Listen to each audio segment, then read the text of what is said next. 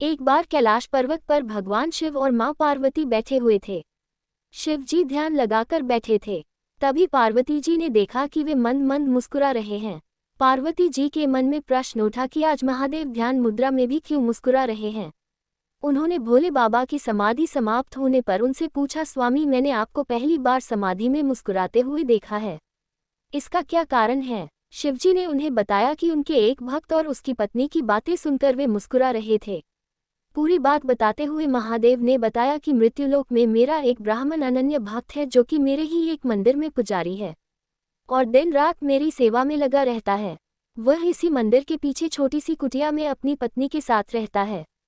इसकी पत्नी चाहती है कि उसके पास उसका खुद का घर हो और धन दौलत हो, जिससे वह सुख से अपना जीवन बिता सके, परंतु पुजारी केवल मंदिर के चढ़ावे पर निर्भर है और मंदिर में आने वाली दान दक्षिणा से बड़ी मुश्किल से उसके घर का खर्च ही चल पाता है।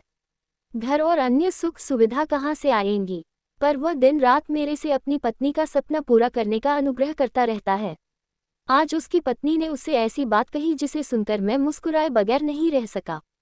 पार्वती जी ने पूछा, ऐसा क्या कहा उसकी पत्नी ने जो आपका ध्यान भंग हो गया। शिवजी ने बताया, उसकी पत्नी ने आज उसे ताना मारते हुए कहा कि जिन भोले शंकर की तुम दिन रात सेवा करते रहते हो और उनसे मेरे लिए घर मांगते रहते हो, उनके पास तो खुद घर नहीं है। वे तो खुद कैलाश पर्वत पर रहते हैं, तुम्हें कहाँ से घर देंगे। बस यही बात सुनकर मैं मुस्कुरा रहा था। इस पर पार्वती जी को बड़ा आश्चर्य हुआ। उन्होंने कहा, स्वामी यह बात सुनकर मुझे बहुत बुरा लगा। वह आपको ताना मार रही है और आप मुस्कुरा रहे हैं। आप उसे एक घर और सुख सुविधाएं दे दीजिए जिससे वो आपकी निंदा न कर सके। इस पर शिव जी ने कहा, पार्वती यह मेरे वश में नहीं है।